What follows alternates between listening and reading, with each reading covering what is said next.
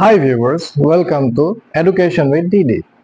আজি আমি পঢ়িম uses of a and n.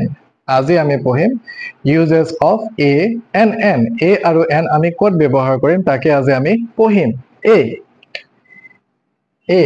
a আমি ক'ত ব্যৱহাৰ কৰোঁ?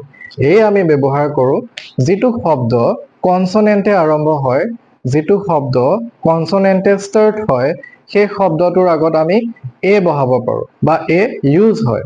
যিটো শব্দ কনসনেন্টে আৰম্ভ হ'ব বা যিটো ওয়াৰ্ড কনসনেন্টে স্টাৰ্ট হয় সেই ওয়াৰ্ডটোৰ আগত আমি a ব্যৱহাৰ কৰোঁ. For example a boy. a boy বুলি কিয় কৈছো কাৰণ b টো হৈছে কনসনেন্ট. সো মই কৈছিলো যে যিটো শব্দ কনসনেন্টে আৰম্ভ হয় সেই শব্দটোৰ আগত a বহিব. আৰু এটা এক্সাম্পল লওঁ a man.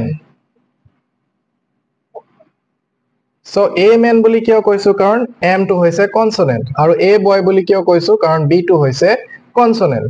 তাৰ মানে হৈ গ'ল যে আমি a ব্যৱহাৰ কৰো যিটো শব্দ কনসনেন্টে আৰম্ভ হ'ব সেই শব্দটোৰ আগত আমি a ব্যৱহাৰ কৰো বা যিটো শব্দ কনসনেন্টৰ নিচিনা সাউন্ড কৰিব, যিটো শব্দ কনসনেন্টৰ নিচিনা সাউন্ড কৰিব সেই শব্দটোৰ আগত আমি a ইউজ কৰো বা ব্যৱহাৰ কৰো. এতিয়া আমি পঢ়িম n. n আমি ক'ত ইউজ কৰিম? n আমি ইউজ কৰো যিটো শব্দ ভাৱেলেৰে আৰম্ভ হয় সেই শব্দটোৰ আগত আমি n ব্যৱহাৰ কৰো. যিটো শব্দ ভাৱেলে আৰম্ভ হ'ব বা যিটো ওয়াৰ্ড ভাৱেলে স্টাৰ্ট হয় সেই ওয়াৰ্ডটোৰ আগত আমি n ইউজ কৰো বা n ব্যৱহাৰ কৰো. For example an apple, an orange. আমি an apple বুলি কিয় কৈছো? an apple বুলি এটো কাৰণে কৈছো কাৰণ a টো হৈছে ভাৱেল. সো কি কৈছিলো মই কৈছিলো যে আমি n ক'ত ব্যৱহাৰ কৰো? আমি n ব্যৱহাৰ কৰো যিটো ওয়াৰ্ড ভাৱেলে আৰম্ভ হ'ব তাৰ আগত আমি n ব্যৱহাৰ কৰো.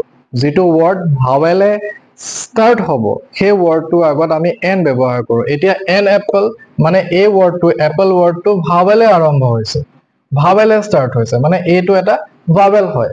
তো ঠিক তেনে ধৰণে an orange. সো o টো হৈছে এটা ভাৱেল. সো এই ওয়াৰ্ডটো অৰেঞ্জ ওয়াৰ্ডটো o ৰে আৰম্ভ হৈছে. সো আমি an orange বুলি ক'ব পাৰো.